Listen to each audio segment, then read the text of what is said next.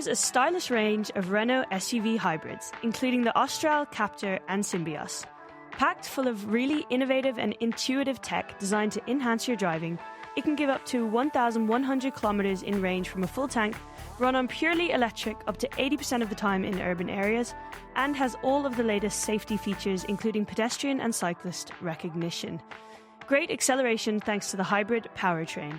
Hey Google, directions to the Dexcom Stadium.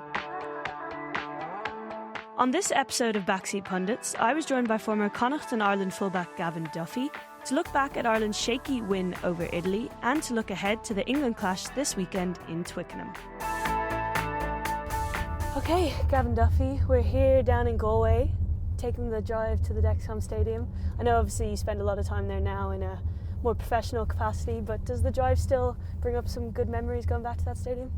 Yeah, it really does, whether it's now currently in my role as a coach and player development, or whether it was in commercial, or whether it was as a player, there's always a level of excitement when you're going through the gates because it's always something different. Particularly recently now, obviously with the opening of the new facilities and the high performance centre, and but it does bring back great memories, particularly on a Friday night when you're kind of coming across town. You can see the floodlights is probably in the highest point of the town. It can be seen from everywhere, and no matter if it was a tough point of the season and we'd won a few games or whatever way the season had been going, when you were a player, you always thought, right, something cool could happen tonight when we're up there on a Friday night. So yeah, it's always something I don't take for granted, for sure, and definitely with the new facilities, it's the novelty hasn't worn off there. Yeah, what was that night like when Leinster came down with the new stand opening and such buzz around the city? I can imagine. I think the riding word perhaps of the evening was emotional. For myself in particular and personally, like, it was when the two teams came out into the pitch and the fireworks went off and the music was blaring, and just the scene of the colour, the noise, the amount of people that were in the ground that night, I actually was lost for words. Yeah. But when I met other past players and people who'd been involved in the club over the last 20-30 years, and I asked them, that was a pretty cool moment, was it? And they were like, yeah, I actually felt a little bit emotional, and they had a few tears coming down their eyes, and talking to other people as well, and who had been involved over the last number of years, and they looked to their left and right and they saw their kids crying because they knew it meant so much, either to their parents or to whoever had been involved. And I think we feel very fortunate that we have now got to the place where we have such facilities, but we won't forget the amount of hard work and graft that went into getting them there as well. Yeah. On the flip side then, obviously not to be too negative, but then watching maybe this week with Italy, it struck me that there wasn't a Connacht name in that match day 23. I mean, that's obviously through nobody's fault of their own, and we'll get to that, of maybe was it harsh on Cian Prendergast from the France game, that kind of thing. But is that difficult for supporters and people watching on from Connacht to not see someone from their kind of area, or do you think they support the... Obviously they support Ireland, sorry. Yeah, that's not the question, but is it difficult, maybe? Look, I think it's just one moment and one game at the time. I thought if we were to delve in a little bit deeper on the Cian Prendergast maybe non-selection against Italy, I was amazed he was taken off at half-time against France. I thought all his involvements against France were positive, whether that was as an option, as a line-up jumper, whether it was being really disruptive through the defensive maul against France, whether it was through some of his carries, some of his defensive hits, breakdown work. I was really surprised he was taken off at half-time, and I was a bit surprised he wasn't involved against Italy. But I'm also thinking, well, maybe he did take his chance in the first 40 minutes. Maybe he was one of the guys that stood up and could be rewarded against England this weekend, for example, rather than going maybe back to back 3 games in a row, which is a big ask for all the players involved. But I thought maybe someone like Cian Prendergast can have a bit of hope that he will be involved in some way this weekend. I feel like there's almost two camps at the moment. There's kind of people saying that we're on the decline and we've lost too much experience, not just from injuries, but maybe out the door, just retirements in the past couple of years, and that we are on a downward trajectory. And then there's people, and obviously Farrell would say this himself, that we need to go through a little bit of pain right now, and we need the people with 5 to 10 caps to have those big pressure moments in order to come out the other side and be ready for the likes of a World Cup. So would you be in that latter camp more, do you think? Yeah, I'm probably a glass half full kind of mentality myself. So I do think we're in a bit of transition, and I think history would show us that, you know, when we have got to a World Cup, that we didn't quite have the depth to play big matches back to back to back. So I definitely think that we are in transition. I don't think it's a decline necessarily, because we haven't got a full hand to pick from at the moment. Like there's guys there, Matt Hansen, Hugh O'Keenan, who I think is an incredible fullback. Like, they are world class and they are game changers, and you could argue that sometimes in their absence over the last 6-7 months, well, Mac played obviously during the Autumn Internationals, but in the games that they don't play, we do lack a little bit of X factor, and they certainly bring that. Those two guys, particularly in the back three. So all of a sudden now you have Rob Balogun, who played really well at the weekend. James Lowe back to a level of performance last Saturday that was as good as anything he'd done previously. And then I thought Jamie Osborne as well, a full back, didn't put a foot wrong. So all of a sudden now you have 5, 6, 7 players in that conversation for the back three, whereas previously, you know, you might have been just stuck on 3 players in particular. Yeah. So out of all this pain, perhaps there's goodness to come. Some people probably were dropped, as harsh of a word it is to use. I mean, James Lowe, for example, was maybe dropped for the Paris game, but then we saw what that did for him coming back, and he had all the intent of the world, it felt like, and that made a difference on the pitch. Likes of Josh van der Fleer obviously haven't played against, or didn't play, sorry, played in Paris, then didn't play against Italy. Do you think there's kind of merit in that, in when the intent is an issue? I hate to use the word again, but when that emotion is an issue, as we saw in Paris, just reminding guys that, you know, your position isn't as safe as maybe you thought it was. Do you think that is beneficial, I suppose? 100%. I think there has to be some level of discomfort around your selection almost. Doesn't necessarily have to be there every week, but on the back of a poor performance like that, there has to be some sort of level of, when you're going in on a Tuesday going, I'm not sure if my name's going to be read out here or not. And again, how you react to that when your name is read or your name isn't read out, I think, you know, will determine how long you stay in the squad as well, long term, because the coach will see that on a Tuesday and a Wednesday, Thursday, in terms of how does this guy react to this information that he's just been given. Is he still good around the squad? Is he still train well on a Thursday, Friday, and is he still in the mindset that, you know, even on a Saturday morning, if he gets called up, he's prepared? And that's difficult to do. I was in that position so many times during Six Nations, where you go up and down the road from Galway to Dublin and you're told on a Tuesday you're not needed, and you still have to come back up on a Thursday and pretend you're the French fullback or the Italian fullback, and by week 5 and week 6 that could have been particularly a hard thing to do, but there does need to be that understanding of, you know, you will get a couple of chances here, but there's a line being drawn at some stage as well where we need to make changes for the betterment of the team. How did you feel the Italy game went? I think there's coming out of it in the media, there's maybe a sense of, okay, we got the win, but it wasn't maybe the full response we were looking for. First and foremost, I really enjoyed the game watching it. I thought it was an entertaining game. Yeah, no, it was. Which, you know, when you're taking 2 and 2.5 hours out of your day and, you know, putting your feet up and watching it and saying, right, I'm out of commission here. There's nothing else going on for the next 2 hours, 4 hours it was, because you want to watch the Scotland and England game. You want to be entertained as well. You want to watch a good game that's competitive, and we certainly got that. The weather definitely helped compared to the weekend before in Paris and in Rome. So we got to see a lot more of the attacking structure of the two teams. Ireland definitely wanted to play a bit more. Like they were trying to get 2-3 passes away from the ruck, and I thought some of the shape was quite good at times. Other times, perhaps, when the shape was good, they just couldn't get the pass away, or they didn't have the confidence to go that extra pass that maybe would have got them to a bit more open space. But I thought there was an intent there that perhaps was lacking from an attacking perspective, not necessarily kind of the physical aspect of it, but to play on the front foot, not just to get to the halfway line, pull up the handbrake, right, we're all going to box kick here and we're going to chase, which was great to see from an entertainment perspective as well.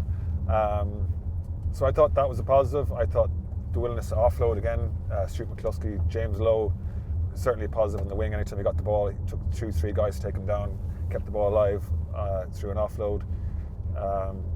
So there was loads of positives, I thought, in attack. the balance for them to strike now against England at the weekend will be, when they do attack like that, is when they do kick, can they get a collective line chase, an aggressive line chase? Because I thought at times when they did kick on the back of playing 3-4 phases, they didn't quite get that line chase. And Italy were good enough to pick off a few holes there and to build a few phases on the back of that. And Ireland looked like they were scrambling at times. The positives again, some of the ball, early collisions in the air. Balogun and James Lowe got them back. Again, the line it was okay, shaky once or twice, but in the hole it was okay. Defensively, they had to go through a lot of phases, especially at the end. And like they held firm. Yeah. Like they got the job done, and I think that was the biggest aspect of it, was they found a way at the end to get the job done. There was some commentary afterwards, perhaps, that Ireland got lucky, but after 20 minutes they had 75% of possession, 80% territory. After 60 minutes they had 9 entries into the Italian 22. Italy only had 6. Italy, I felt, were only going to really score if they got penalties and got into Ireland's 22. Now, they had the one brilliant try marked off through the forward pass to Lina, which came off again another really long kick to touch. Didn't quite get the line chase up, and they played a couple of phases from left and then went back right. But I felt outside of that, God, I'm backtracking here now because I know they had a little chip kick as well they could have scored off when I think of it. But I felt it was going to take probably a maul or a really kind of close range try for Italy to get a score at the end. Yeah. So I didn't feel Ireland were lucky. I felt overall they probably deserved it. And if they're honest with themselves, I think the opportunity to get the bonus point at the end will probably irk them this week. That, given the way the championship is going, if England could maybe slip up against us as well, but also beat France, those bonus points at the end could be the difference between first, second, or second and third. Yeah, I mean, I'd say Jack Crowley was fuming at himself for that last kick, even though he had as we all saw, he had a fantastic game when he came on, but I'd say that was really annoying not to be able to kind of finish off a great performance with another good moment. But I don't want to talk about it too much because obviously the comments have come out this morning. I don't know if you read them, from Andy Farrell, just around all the talk around the 10 situation in Ireland and how damaging that has been to 2 young players. So it feels so wrong to go and talk about it again, but I mean, it's hard not to when you look at the game where maybe I don't think Sam Prendergast particularly had an awful game. I think there were moments of really good, as he often has, moments of brilliance, and then moments where I think it was confidence more than anything. His head just felt like it dropped. What did you make of his game, I suppose, first, and then we'll kind of come on to the whole 10 situation in a second. Again, I thought Ireland set up in a different way than they did against France, and I thought it was going to suit Sam in terms of getting on the front foot, getting that 2-3 passes away from the ruck, him being in the kind of the pivot position out the back of the forwards. But there was times where, again, it just looked like there was a lack of confidence or a lack of clarity around, well, is he going to go to the line or is he going to give the ball early? And I think that maybe put a little bit of doubt into the forwards as well as to how to play off him. Because he is so creative and he can leave it to the very last second to make a decision, and he's arguably one of the best we have in Ireland in terms of waiting for a gap or a dogleg to appear, and then he'll either give a short or over the top. But yeah, that comes on the back of the team being developed in a way that they get to play those combinations a little bit more, and there's been a lot of injuries, as we mentioned, and there's been guys in and out of form, so it's not always going to be perfect. And I think in the wider context of that whole debate, like if we're waiting for either of those 2 players to be perfect, like we're never going to get there. Like there's too much pressure on them to be absolutely perfect. I don't think there's an expectation on any other player on the pitch to be perfect. So why are we putting so much pressure on these 2 players at such a young age and a moment in their careers where they're really trying to get to the next level and we're expecting them to be perfect? It's just, that is not going to be the case. We should be focusing on all the things that they're really good at and asking them to double down on that, but also going, he's class because he can do that, and he's class because he can do that, and they both bring different aspects to their game, and when they're on the pitch, let's see them bring those out, as opposed to at the moment it feels like every single time they go out into the pitch, people are waiting for an opportunity to go, oh well, A would have done better than B in that situation. Oh no, B's better than A in that situation, and it's you can go back and forth on that, and you'll never find a solution as to who should be your best 10. It's let's see who can do more of the good things more regularly. I was in the stadium, and when Jack Crowley came on, it actually broke my heart a little bit. The cheer for him is fantastic, and the confidence that gave him to go out and play the way he did in the last 30 minutes of the game. But it does, you just can't imagine how Sam is feeling when he's leaving, probably not having had his best game ever. And then it's not a boo, but it almost feels like a boo in a weird kind of reverse way. Is this almost going close to too far at this stage? I mean, the way Farrell spoke when I read his comments about breaking young players, and I think for him that must hit really hard as well, because he watched his son go through a similar situation, not similar, it hasn't reached that level yet, but a situation in England where as Irish people I think we would have looked at it and been like, God, that's crazy. How could you do that to one of your players? And now we're looking at Sam, and I'm starting to think, are we going down a dangerous path of a similar route to that, do you think? In a way, yeah, and it's crazy how people get so entrenched in their view as well, in terms of, well, I'm right because I back player A, and you're wrong because you don't back him. And again, there'll be moments and times where Jack Crowley is playing better than Sam Prendergast, so let's pick him. But also to say, well, if the game needs to be changed up, we've got player B is in the background waiting to come on. When he comes on, then let's see what he can do. Yeah. Rather than as always being, it has to be black and white, well, he's better than him. It wouldn't be brilliant if both of them got to their level and it just became another, oh, he's picked this weekend or he's picked that weekend. It's not, every weekend it feels like it's this is the final say. This is going to determine who's our best 10. These guys are so young that we could be playing for the next 8, 9, 10 years that it'd be sickening if we're still having that conversation. And it's not fair then on the next group of 10s coming through either, like a Harry Byrne. Why can't he be given his chance? And why can't he be in the conversation if he's playing well enough? In he goes. If he's playing well enough, in he goes. And it shouldn't be a defining moment in their career as to one selection week in, week out. Do you think there's any element, I know one of the journalists asked Andy Farrell if he felt there was any sense that he might have put Sam into the spotlight too early, and he said no regrets. Would you think he could have used a few more years developing away from the spotlight, or do you think he was good enough, it was his time? Oh, I'm a firm believer if you're good enough, you're old enough, and I think we perhaps got to get better at that in Ireland as well, in terms of giving those young players their opportunity, and from a wider public to get in behind that and be excited about that, rather than the reaction we have now over a couple of players who are trying to find their way. But I really do think that the exposure that you can get from at a young age, if you're good enough and you're on form, and when you're picked, there's a clear understanding as to why you're picked. The coach comes up and say, you're being picked because I love the way you do X, Y, and Z.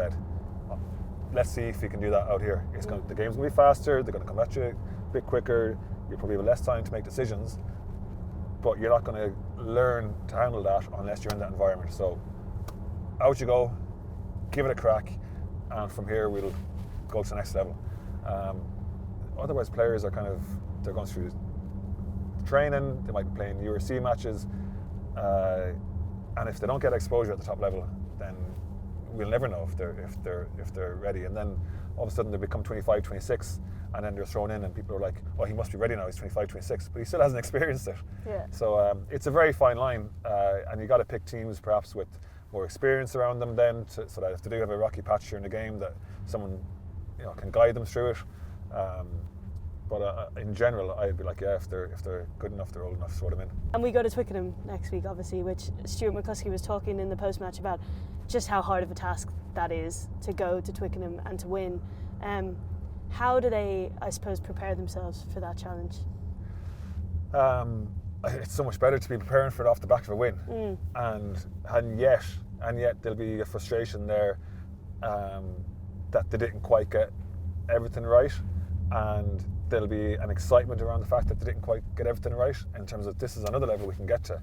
So that I think is hugely positive, that when you're making those adjustments or learnings off the back of a win, knowing that you left stuff out there. And again, this was a good Italy performance. It's a really tough Italy team. I probably underestimated them, to be honest with you. I know Razzie Erasmus was saying they were dark horses for this year's Six Nations, and I thought they're not quite there yet. Surely they have got the consistency, but that's 2 games in a row now that they fronted up and played really, really well. Like, Ireland had to play well to beat them, so they can take confidence from that as well. I just think, again, going to Twickenham, like, it's just a great place to try and put something special together. And back to the point again, all these big players being missing, players perhaps not at quite top level of their form. Like, if you were cooking something in the kitchen and you just threw all the ingredients into a pot and kind of left it there for next 18 months, I'm not sure it'd be kind of exciting to taste after 18 months. Whereas you get all these ingredients now and you keep stirring it and mixing it and adding a little bit of this and adding a little bit of that, and in 18 months' time, you might have something really cool. Like, you kind of go, actually, yeah, I actually like the taste of that, and throw in some more of that. So I think there's an excitement about the possibilities of how all these players are being given opportunities now, and the new mix and the foundation, or the combinations that could fall out of that, I think can leave Ireland in a really good position going into a World Cup, where again we'll go back to the start, where we haven't had that in previous World Cups, where we didn't have the unknown around selection. So I think this weekend again is another massive opportunity for guys to keep on their trajectory towards being the first name on Andy Farrell's team sheet. Would you make any changes, or would you foresee any changes from last week's Matchday 23? Yeah, again, I think there's an opportunity to stir up the mix again. I think Tyke Furlong perhaps could be given an opportunity to come back in. He's missed so many games. He'll be better for that game against Italy. Ronan Keller, I think, deserves a start. Gibson Park. Before we go on to the backs, I think Cian Prendergast, I think, could be brought back into 23. Tyke Byrne again could be all the better for coming off the bench the last day. Josh van der Flyer again, wouldn't rate him out or rule him out of being involved in 23. I think Gibson Park will have to start. Jack Crowley, I think, will have to start. And I'd probably leave the rest of the back line intact. Again, just to allow them to build those combinations and a little bit more familiarity and confidence around those inside and outside them. But again, you're looking at maybe 5-6 changes there, and again, there's a freshness about that, there's an energy about that, and guys who are maybe on the bench will be full of confidence coming off the bench as well, on the back of Saturday's victory. So it'd be interesting to see what way he goes, but I do think there's opportunity for him to keep stirring it up and keep mixing it and keeping guys on their toes.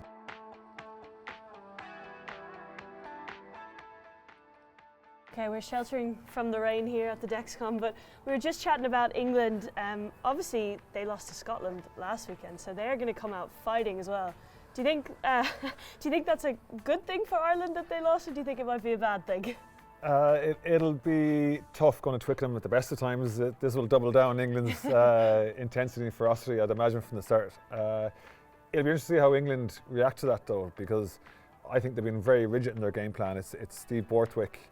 That's the way he's coached, whether it was in Leicester or now with England. He plays percentages, kick from your own half, get a good line chase, contest it, big maul, big scrum. It'll be interesting to see if he just doubles down on that again, or does he change up a little bit and bring the backline into play a little bit more. It'll be fascinating to see, because I think that is England's weakness, their inability to change. Even when they were up against Wales by up to 20-30 points, 15 men against 13, and they kicked the ball away. They kicked it twice into touch when they had 2 men extra on the field, and it was just that willingness or the insistence on kicking the ball and chasing in order to get field position, in order to get possession up the field. And when they were 18 points down against Scotland, 70 points down against Scotland, they couldn't change. You know, like George Ford jumped in to kick a drop goal at one stage, and they just got blocked down. And it's just that that reluctance to perhaps change away from a game plan could be their weakness. And if Ireland can get any sort of platform and get ahead in the game, it'll be interesting to see how England react again. And all the pressure's on England this weekend. That's the beauty of it, though. At home, they will be expected to front up and to win this game. They were talking themselves up as not only the championship but possible Grand Slam winners as well. So that's out the window. So I think this is a massive opportunity for Ireland to build on what they did against Italy, but also to really test England in terms of their game plan and their game style. Yeah, they'll certainly, I'd say Ireland will be underdogs going over. What way do you see it going? It's so hard to say. I think it's one of those weeks where you're dying to see the team sheet as well from both sides, because there's Steve Borthwick go, okay, that didn't quite go to plan, but I backed this team, and out you go again and prove the doubters wrong and show us what a good team you are. Or does he change it up? And then what does Andy Farrell do? How does he pick? Does he go 6-2 bench? Because that's probably where the game's going to be won and lost up front. So if Ireland can get parity up front, I think it'll go right down to the wire. Okay, you don't have a score prediction for me then? Score prediction, England 23. I'd love to say Ireland 24, but I think Ireland 21. Okay. 23-21. Close game either way. Close game either way. All right, well, thank you so much. You're more than welcome, thank you.